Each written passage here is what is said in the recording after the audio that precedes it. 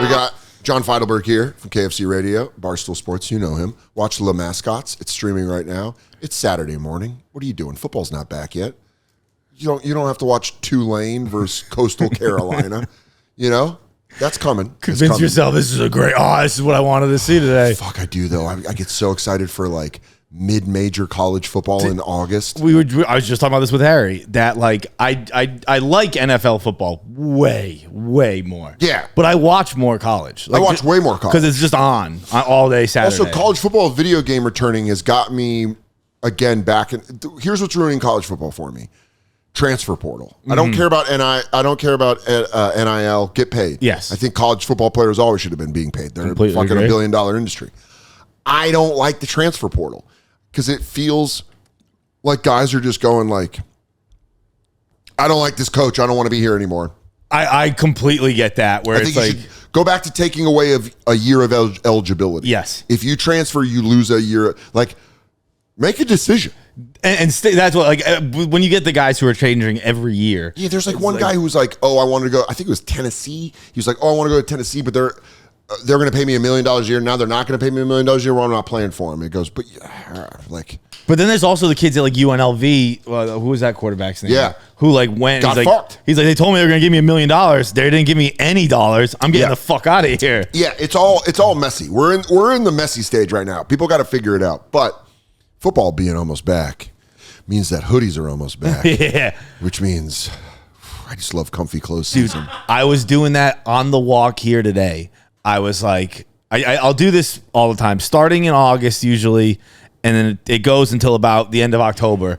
But I'll be outside. I'll be like, it's coming. I think we're away from the heat. I think it's gone. I'm looking at calendar dates because like beginning of October, I do a show in Tucson, Arizona. The next night I'm in Denver. And I was looking at that and I was like, that might be sweatshirt season in Denver. Yeah. I might have to pack light for Tucson. But Denver, gonna be a real chilly boy. Chilly boy at night. I get so excited. We were in Maine and I like brought a hoodie and wore it and I was sweating. And I was like, no. It's 68. But once I make the switch, I'm not coming back. Oh, really? So if it's like I'm doing hoodies now, I'll just stick with it and I'll keep sweating through it. I will. I'll dabble a little, and then if it's hot, I'm like, you fucking idiot. Yeah. And then when that first time when I take Myrtle outside and I go, I should have got a sweatshirt.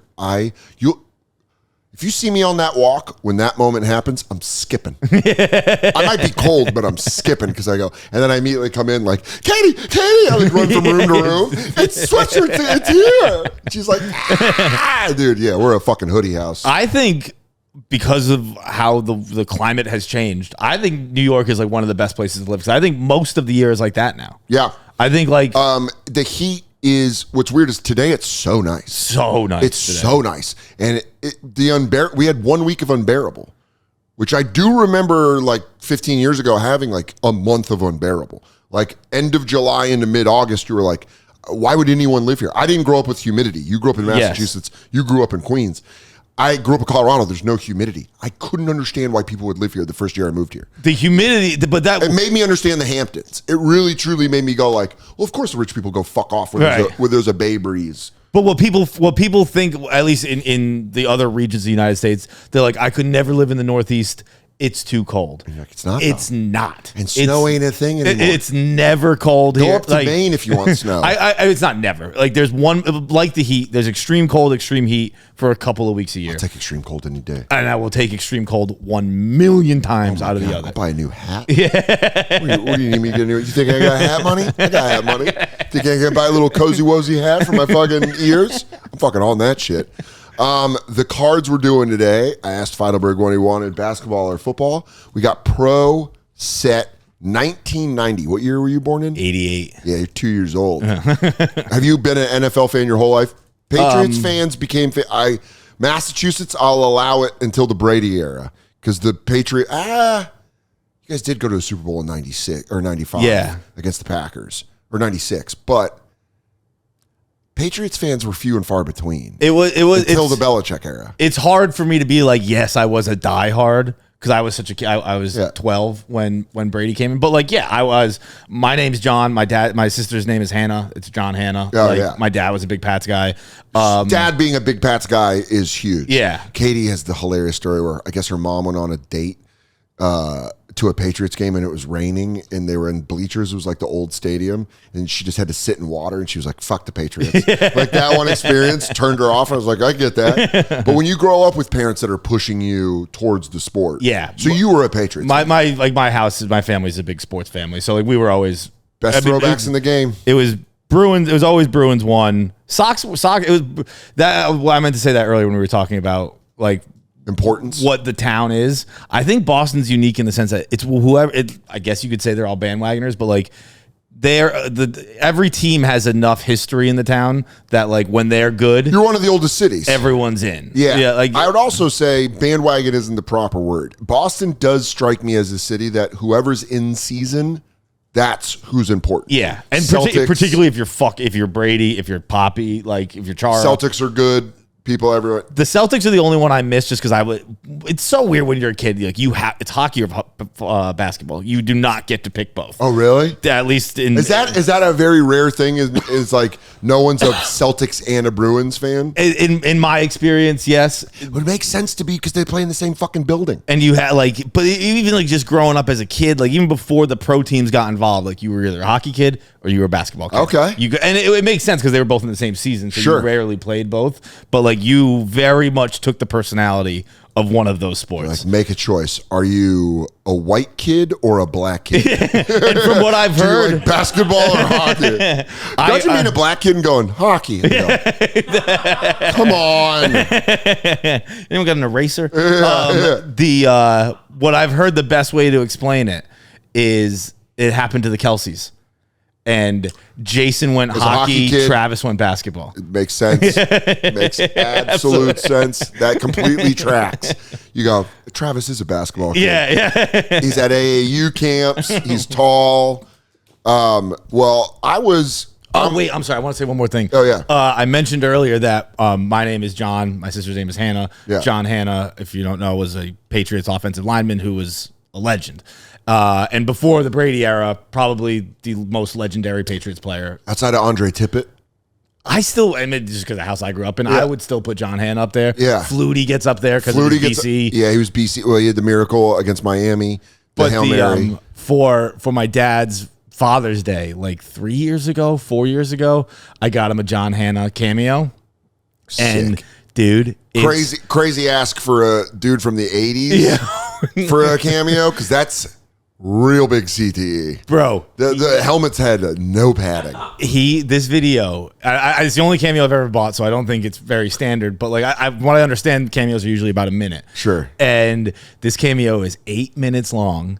Dude, John What do you have Hannah, to Dropbox it to you? He's like, sorry, dude, this is too big of a file. he's in a cowboy hat. Yeah, he is. He's got a fucking eye patch on.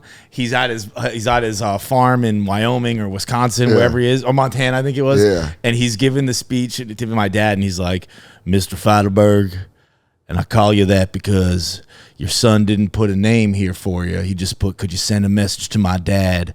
And you know, Mr. Feitelberg, that's just what we are to our kids, aren't we? We're just dad. And he gave like a 7-minute, like heartfelt That's speech. so funny. And, like, it's the greatest cameo I've ever seen. Like between the hat, the eye patch, and just like this You know really why? hard. 80s athletes didn't feel an appreciation that specifically 90s athletes felt, because 90s athletes were the benefit of marketing, commercializing it, and like really putting it in your face, and also having a brand. 80s athletes were guys who were like, work in the off season. Right. Dude, And then I played tackle for the Patriots. we had fucking goddamn, why can't I remember his name? George Brett. Yeah. George Brett came to the office one day. One of the all-time greats. Please look him up on YouTube. George Brett telling stories. I shit my pants. Dude, It's one of the funniest things of all time. It's the, if you don't know what it is, It's just a see it, classic. stop this video and go watch pause, it. come back, go watch George Brett telling the story about him shitting his pants. But he was around the office one day. This is years and years ago, and he had like started some like Kansas City barbecue company. Sure. And so he brought a bunch of meat. So he was just kind of hanging around talking to everyone. And I was talking to him a little bit, and I was like, it was the shift was a big thing at the moment, whether they should ban the shift or not. Oh yeah. And I was like, George, like, what do you think about the shift? And he goes, the shift happened in my day. I'd have hit 500 just because I can. Yeah, he's like, just put it the other way. That's how we used to play. But then to what you were saying there, where I was like, what'd you do to train? Like, obviously you were such a great hitter. Like, what would you do in the off season? He goes, in the off season, play 18, drink 18. That's what I do every day. Yeah, dude. Like, these guys, they weren't athletes in like that sense. Like, it was their full-time profession. Like, especially if you read about as far back as 70s NFL players, they professional wrestling a lot of time was a job for pro athletes in the off season. Oh, really? Yeah, like a lot of the guys in like the 70s would go like in the off season. They'd be like, "Well, I got nothing to do. I'm huge. That makes perfect sense. I can put a mask on and go make money tossing guys around." And then when the football season comes back, or they would do like they would work at car dealerships as salesmen because they'd be like, "Hey, I play for your football team. You want to come on in and buy a car?" Like they weren't getting money. So is that why Elway has 100? Well, I guess he was later. He was 90. Yeah, so, Elway just owns Denver. There's just nothing. Just John Elway is Denver, Colorado. It's like the first thing you see when you get to the airport. It's like John Elway. Dude, John Elway, he is a fucking god. Growing up with, and by the way, I'm a fan. I'm a 49er fan. Joe Montana's my favorite quarterback of all time, obviously. Got in fights because I would always say Joe Montana was better than Elway. He is. Just has 4 rings. It's just a fact. But you watch it and you go, this guy's the fucking man. Like you watched Elway play and you're like, he's the fucking man. Dude, so that helicopter fucking like, dude, my mom loves the Broncos. And when that helicopter play remembers, I still remember my mom going absolutely ape shit, like jumping up from her chair going, "That's the first down. That's the first down." Dude, I remember watching that play. And I hated the Packers because, again, I'm a 49er fan. Yeah. The Packers, that was at the time when they were fucking the Niners up. They would always beat us, always move on. That was like right before Terrell Owens had the catch too against the Packers in the wild card. But they always beat us. So I was always like, I hated the Packers. So it like brought worlds together where I was like, go Broncos. And the Broncos were like 14-point dogs in that Super Bowl. Were they really? Yeah, and then when Elway did that, dude, we're going to open the cards, I promise. But McDaniel was a ball boy for that team. No shit. 97, 98, 99. That was when McDaniel was a ball boy for the Broncos. And his stepdad worked for the Broncos. So when the Broncos won that Super Bowl, NFL Films at the end of the year they do a screening for the Super Bowl team. Oh, where they go, yours is the first team we do, the year perspective. We're gonna screen it for you. I used to stay at McDaniel's house every weekend. Like I lived at his house. And his mom got really sick. She had the flu.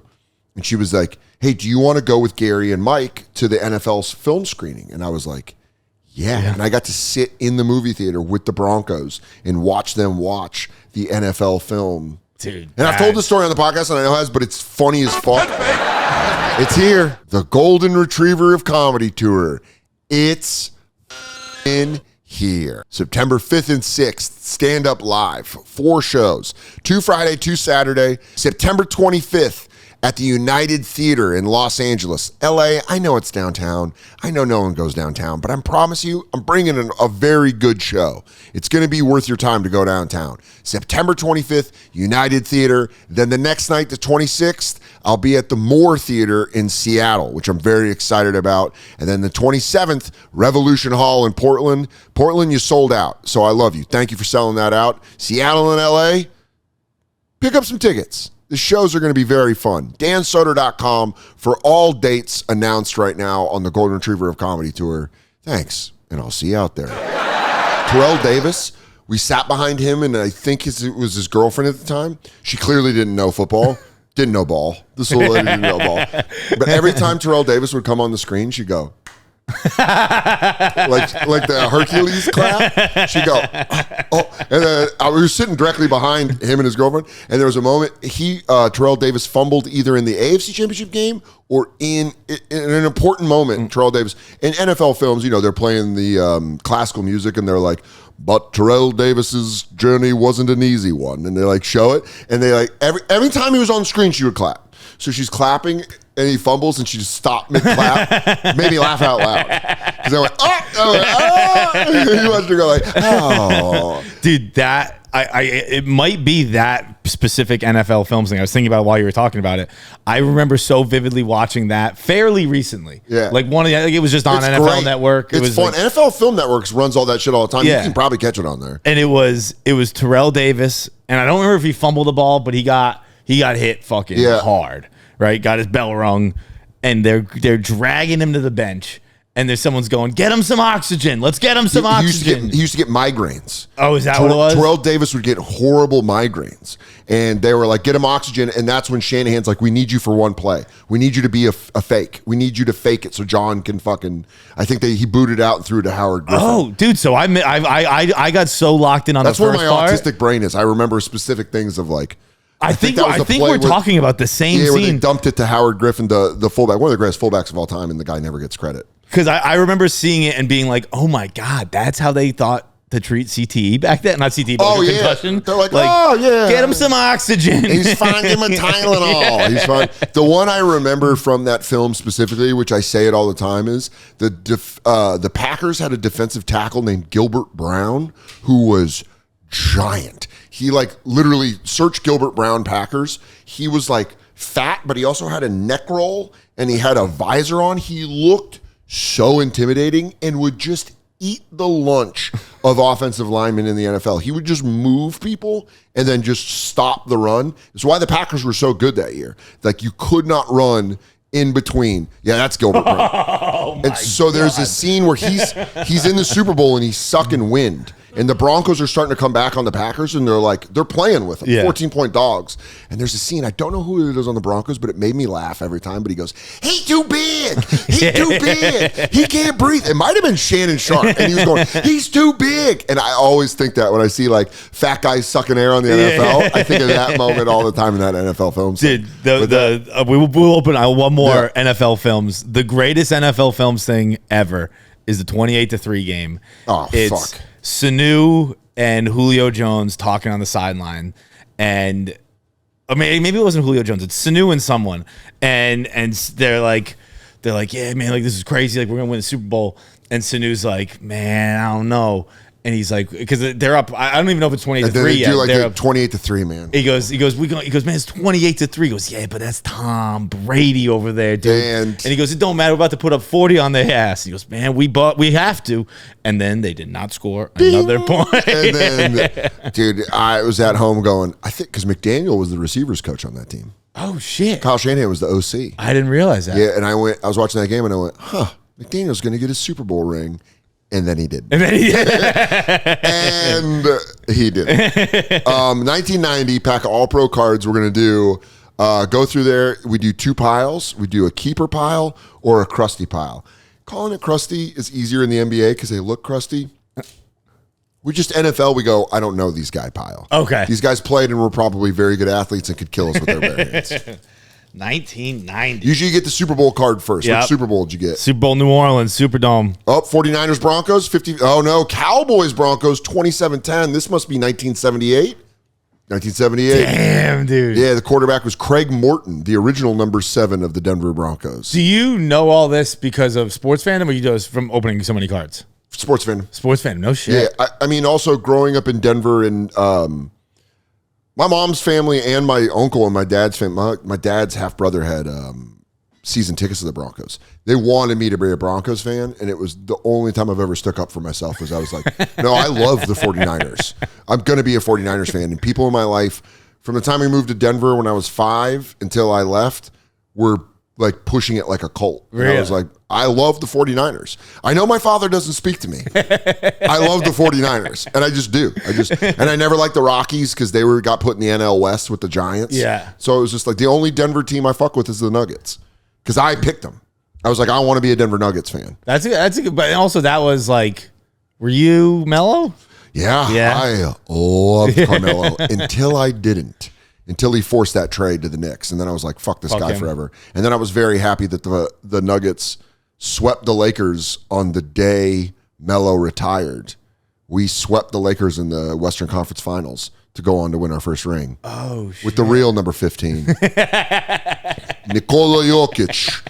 Basketball not as good as horse. I love my horse. Basketball, okay. Melo just broke my heart. Like, if I were ever to meet Carmelo Anthony, there's no, like, malice. I would just straight up be like, you fucking ripped my heart out. I hate you for that. Now, can I ask you a question? DeMarcus Cousins just had, do you see what his clip just now? Maybe in the last week or so, that he was on the team before Jokic got his Supermax, and they were in the locker room, and DeMarcus Cousins didn't remember who it was, but someone else had just signed a Supermax. Jamal Murray. Someone in the league. Honestly, it could have been someone on the team. And he had a locker next to Jokic, and he was like, yo, man, that's a big contract. Like, yours is going to be even bigger. Like, it's got to be nice. And he said Jokic looked at him and was like, thinking about retiring instead. Yeah. And it was after, I did see what you say. It was after the 2022 season. So it was after we won the title. And before we re-signed. Jokic has gotten a max deal, but that was the super max deal, which was after the 2022 season. Now, if he had opted to just retire, does that break your heart as bad as Carmelo forcing a trade? No, because I've always known that horses and Serbia is much more important to Jokic. Yeah, he hasn't pretended. Genuinely like that. Yeah, I like a guy that it's his job because you go, it is your job, and I like that you do that, and it's also healthy for fandom.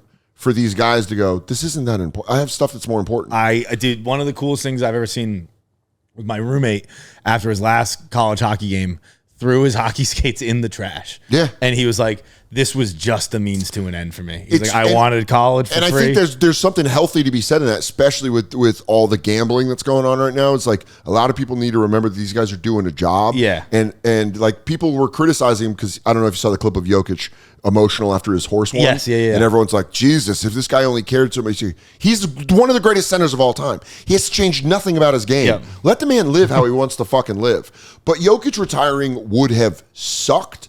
As a Nuggets fan, you're like, where do we go from here? Melo ripped our hearts out. Melo went public. He went into the papers. He went, I don't want to live in Denver. I don't want to play in Denver. I want to live in LA or New York. My wife can't get work here. I don't want to do this. And Nuggets fans were like, we'll give you anything you want. I didn't realize he he was very publicly like, yo, fuck Denver. And then you're like, and then I was living in New York. And he got traded here, and I had to watch all these Knicks fans suck their own dicks and make these packs. By the way, I would be waiting tables. I swear to God, it's a real story. They'd be playing that. You know when it's like slow at a restaurant and you've just got like ESPN on? Yeah. They'd be playing that commercial where they go, I'm coming home. Because he was born in Brooklyn. To which I immediately respond, then why the fuck does he claim West Baltimore? I was going to say, he raised in Baltimore. He's a Baltimore kid. He's not fucking New York. Go watch every clip from when he's young. He's got the WB on his shoulder. Yep. He reps West Baltimore. He's a Baltimore kid. I know he went to Cuse. Stop acting like Syracuse is fucking New York City. Yeah. It's Western New York, you fucking right idiots. there in the East Village. I mean, a huge New York City just school. Right down the street, Syracuse. But that made me bitter. The way he left Denver made it when he came to New York that I was very loudly. And the thing that really made me mad about the entire Carmelo trade, they took Chauncey from Denver. Chauncey Billups is the king of Park Hill. He fucking won a title in high school. He was like the guy. He chose Colorado over Duke, UCLA. Like Chauncey Billups is Colorado basketball. I didn't realize he went to Colorado. Dude, he's the fucking man. Chauncey Billups is the man. And then he came back from the Pistons. Mr. Big Shot won the title with the Pistons, came to the Nuggets and made us, listen, we had AI. AI is one of the greatest of all time. Our team got so much better when we traded AI and got Chauncey Billups. Really? Like the Nuggets started like actually competing. That was towards the end of AI. I feel like point guards are like wide receivers. Yeah. Like towards the end of their career, they're going to shoot their way out of a lot of places. Yeah, and he was just throwing shit up. I think Iverson, it broke his heart when he got traded out of Philly. Yeah. I think that just like kind of. That's like great ones. Yeah. Like once they lose their main team, they're like, I'm a mercenary. Yeah, it's like watching Patrick Ewing with the Magic. Yeah, you're just like, I can't watch this. This feels fucked up. Randy Moss on the Titans. Yeah, you're just like Jerry Rice on the Seahawks. Yeah, you're just like, ugh. T.O. I don't even know where T.O. ended his career. Was he a Bengal at the end of his career? Maybe. It was like probably a weird team. But that always broke my heart the most was like, oh, you actively got out of Denver and you took our guy. Yeah. you took our guy that, by the way, this is a rumor, but I heard when Chauncey signed a contract, he was like, do not trade me. I want to end my career in Denver. And everyone was like, yeah, okay, bye. Does basketball have no trades? I hear hockey a lot. No trade clause in the NBA. Baseball, I hear. I've never really heard it in basketball. But that sucked. So it took me years to get over. I'm sorry about that. Yeah, but was that your biggest fan loss? Jerry Rice to the Raiders. Right, Rice to the Raiders. That hurt the most. Or Montana to the Chiefs. Dude, you fucking called mine. Brady to the Bucks. I called it on KFC. You said you said it mean too. You're like, your favorite quarterback's gonna be playing for the Buccaneers next year. And I was like, what is this guy talking about? By the way, complete blind shot downfield when I called it. There wasn't any rumors. There was nothing. No, there was none. It was on. You're still on the Patriots. It might be the craziest thing ever said on KFC and I radio. said it like this. I don't know. Tom Brady's going to end up playing for someone like the Buccaneers. And he did it. And they were all like, you called that. And I was like, well, I didn't call it confidently. Yeah. I just shut my eyes and threw it. And I went, that went in? Full court shot. I was like, oh, fuck. That was... I'm glad he went to the Buccaneers because that was after the year the 49ers lost the Super Bowl to the Chiefs in 2019. Katie and I first started dating and living together during COVID. And she has stated, and I believe her, Tom Brady tried to go to the 49ers after the Patriots. He called the 49ers and was like, hey, I grew up he grew up in like San Mateo. He's like, hey, how about I come play for my favorite? He was at the Catch in 1981. Yep. Like he was an 8-year-old boy. He cried because Candlestick was so loud. It's like he's at the moment that makes Joe Montana, and then he becomes better than Joe Montana. You didn't hear me say that. But he was like, oh, I want to come to the Niners. And Katie was like, that would have been a problem. That would have been a problem with me because she's a Patriots fan. Wait, why would that have been a problem? Tom Brady's her guy. But he had to go somewhere. Wouldn't that be the perfect place? It just would. No, she would have been like, it would have been like, oh, your dad divorced your mom and married my mom. And she's like, well, I don't like this. And you go, well, I don't know how to do this. I have a family finally. Can I finally have a family?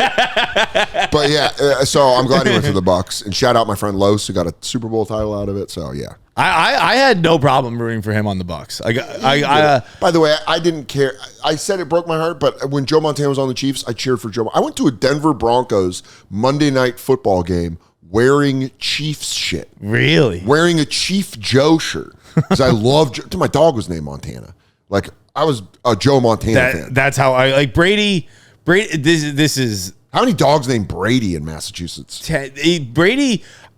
Genuinely, and I mean this, like he changed the course of a region. Yeah. Like it was when I was in high school and I started school, I went to a school where like it was a boarding school, so kids were from everywhere. Sure. And like we Bostonians or Bay Staters, Commonwealthers, whatever you want to call it, like we were the laughing stock. Yeah. It was like we were just always punched. We were lovable losers.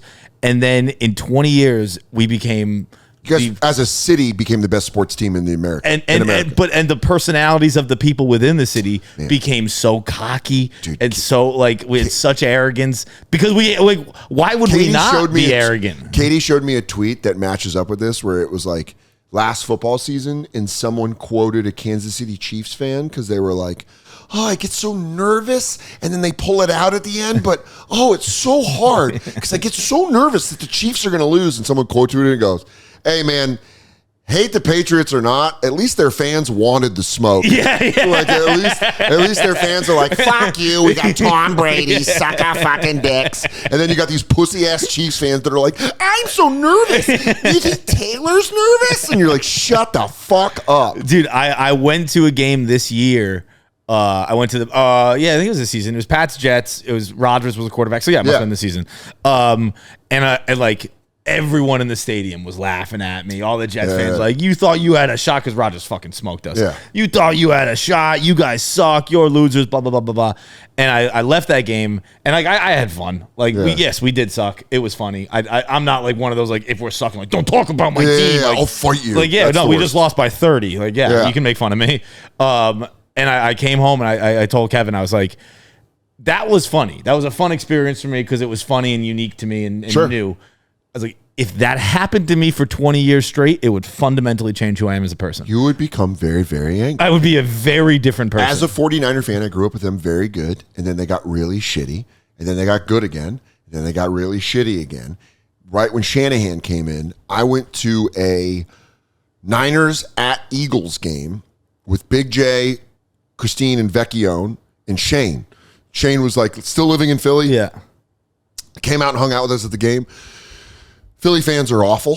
If you're a fan of a team, don't go see a game in Philly. They just want to talk shit the whole time. It doesn't end.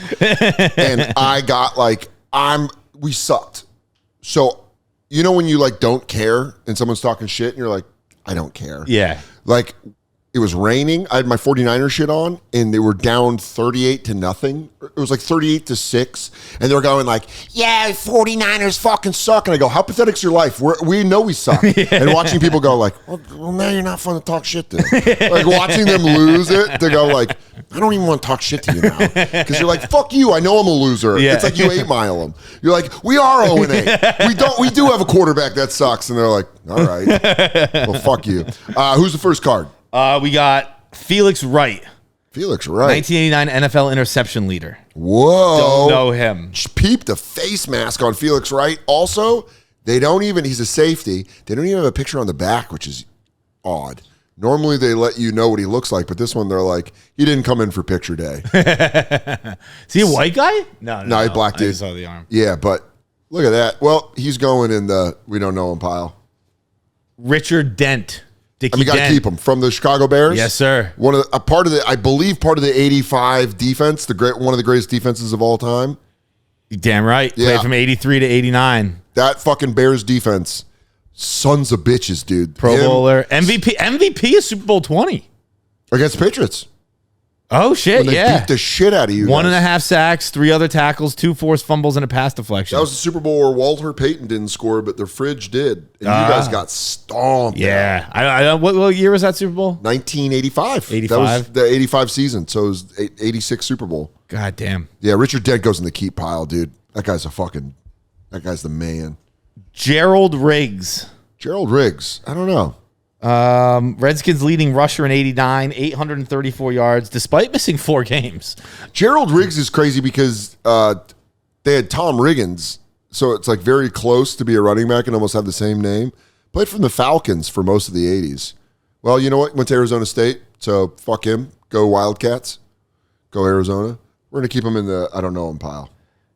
Henry Ellard, wide receiver for the Rams. Cool picture on the back with the headband. Come on. That's some early 90s swag right there. You got the spongy headband. 3-time Pro Bowler. We should know him, but I don't. Sorry, Rams fans. Good Niners. I think we got one here for you. Harris Barton. HB, baby. Yeah. Don't even bring up HB. So Harris Barton is a legendary 49er. In fact, I'm going to keep this, put it right next to the Montana card. Harris Barton is the guy, the John Candy story? No. 1981 Super Bowl, the 49ers are down fourth quarter. They have to do a drive. It's, never won a Super Bowl. They're down to the Bengals. And Joe Montana comes into the huddle, about to lead the drive at the end of the Super Bowl. And he's calling the play, and he goes, "Hey, HB, is that John Candy sitting over there?" And Harris Barton looks over and he goes, "Yeah." And then they said that at that moment, the entire offense was like, "Oh, this he's locked in." Yeah. Like he's not going to fight. He's going to win it. Like when they do the NFL Films thing and they interview like Hacksaw and HB and all that stuff, they were like, "Oh, we knew we were going to win at that moment." Yeah. Because Montana was cold as ice and he was just like, "Oh shit, John Candy." Which is funny to think that Shane's that guy now. Yeah. Where like if Jalen Hurts is like, "Is that Shane Gillis?" He's just sitting there holding a beer. And they're like, "Oh, fuck." But yeah, shout out Harris Barton. 49er legend, one of the greatest of all time. I love you, HB. Every time I see him, I'm like, fuck, 49ers were so good. Go right up here with your best friend. We got coach card here. Coach cards rule. Marty Schottenheimer. Yeah. Cussing at your players like Marty Schottenheimer. I mean, it's an Eminem lyric, but it's also true. He used to cuss people out. His son is now the head coach of the Dallas Cowboys. Brian Schottenheimer. Schottenheimer's the head coach of the Cowboys? Yeah, he was a lifetime OC, and now he's the head coach of the Cowboys. I don't think I realized that they got rid of McCarthy. You guys hired an OC. Watch him just rip. But his dad was a fucking legend. Marty Schottenheimer's a legendary coach. And just cuss out players, which I think is fucking awesome. This name oddly sounds familiar, but I can't know this guy. Ray Childress, I don't know him. I think I'm just thinking of Tyler Childress. Classic, good-looking dude. O-line, he's a D-end. How old do you think that guy is in that picture? Because he looks 50. He looks older than both of us right now. And I'm telling you right now, he was 10 to 15 years younger than both of us. We are in a twilight of an NFL career right here. 42 and 38, we're in a twilight of a career. This guy was probably like 22 right here. That's because, hey, say what you will about steroids and the food. It makes you look younger. Bro, I was watching, what did I watch the other night? Oh, One Flew Over the Cuckoo's Nest. Yeah. And I was like, I wonder how old Jack is in this. And I thought 20. I actually didn't look it up, but I would guess he's probably mid-20s and he looks 50. Look up how Jack Nicholson is in One Flew Over the Cuckoo's Nest, because that's early Jack Nicholson. Yeah, it's very early. But I will say this, because I was more surprised at the start of the movie. Midway through, you realize you learn his character's like 38. So I don't know how old he could be. I didn't know R.P. McMurphy is. He's like mid. He was 38? 38, yeah. Okay. All right. That makes me feel better. Yeah. Does make me feel better. That was like my first ever Jack Nicholson movie I've seen where it was like early Jack. Oh, he's unbelievable. Because I'd always seen the old stuff, and I was like, you get it. When you see young Jack. I saw that like 2 seconds. I was like, never mind. The Godfather's classic, but young Pacino's the same. Where Yes. you go, fuck this guy. Like Dog Day Afternoon, you're like, this guy threw fucking heat. Yeah, dude, Dog Day Afternoon. My dad didn't even watch that when we were like really young. Serpico and shit. Yeah. You're like, this guy's sick. And then now you're like, what is he doing? Heat was where he gave up. Heat was his last movie where he really tried. Heat? Yeah, and you see moments of him going like, I don't care. Let me be crazy. She got a great ass. But then you also see moments where you're like, he still got it. Yeah. Yeah. All right, who got next? Jeff Lageman? That sounds made up. Jeff Lageman, cool fucking face mask though. I mean, the era of the Derek Thomas face mask is just unbeatable. He looks like an uglier version of Riggins from Friday Night Lights. But I just watched that movie too. Oh, don't care for the movie. No, the TV show's where it's at. I've always been more of a show guy. Yeah, but then I've they really nailed Friday Night Lights, the TV show. The movie's all right. It's so everything's in a close up, and you're like, why is everything so fucking in his face? Go TV show for Friday Night Lights. Paul Gruber sounds made up. We're getting a lot of linemen. Yeah. If I were a kid, I'm not gonna lie. If I were a kid in 1990, I'd be fucking furious. We've got like 6 linemen. HB would have been the only one where they're like, I got Harris Barton, I'm okay. But coaches and linemen, what a vegetable pack. This is absolute veggies, dude. This is a defensive lineman, but lineman again. Keith Willis looks great. This looks like a fucking. You're going through. You're cheating. Is that fuck shit? Can't cheat. Can't cheat. You got to be surprised by all this. This looks like a 70s picture. Yeah, it does. That's what year is that? 90? Keith Willis, 1990. Yeah, that definitely played since '82, so it does track. Yeah, he was in his 8th year out of Northeastern. All right, sorry, going into the pile of. No one knows. All right, this is another one. This is one I recognize, and now that I see he's a Pro Bowler, I do. It's for sure him. Carl Mecklenburg. Listen, you want to talk about legends before John Elway? You talk Denver legends. You're talking number 77, Carl Mecklenburg. One of the best defensive players the Broncos ever had. He owned a blind store in Denver, I believe. Didn't go the car auto route. While he was an athlete? Windows and blinds, I do believe, in the Denver area. Smart. But going to the market. Carl Mecklenburg, toe-headed, like Opie. Blonde. Bad motherfucker. He's on the same defense as Steve Atwater, Dennis Smith. There were a lot of fucking nasty motherfuckers on that Denver Broncos. Also, outside of you guys, outside of the Patriots, best throwback logo in the NFL. That one's a great one. That Denver light blue D with, is that the airport Bronco?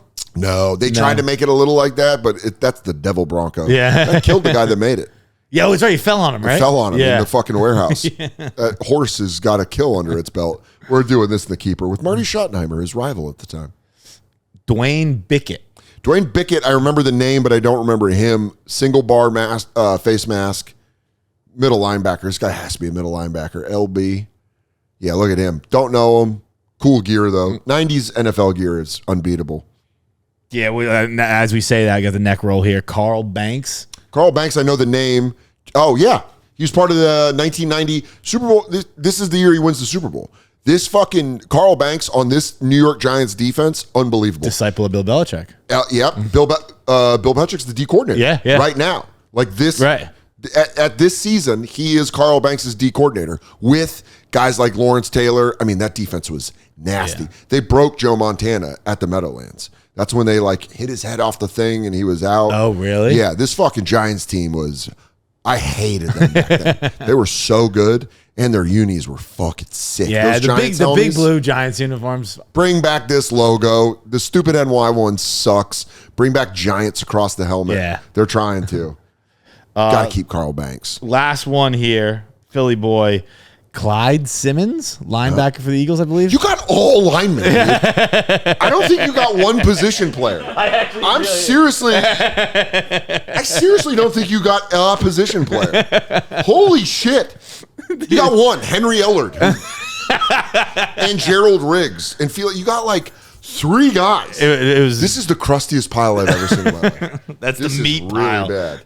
This is really bad. You got to keep Marty Schottenheimer, though. Yeah, there you go. Well, oh, yeah. You got to do the scratch off to see if you want to trip to the 1990 Pro Bowl.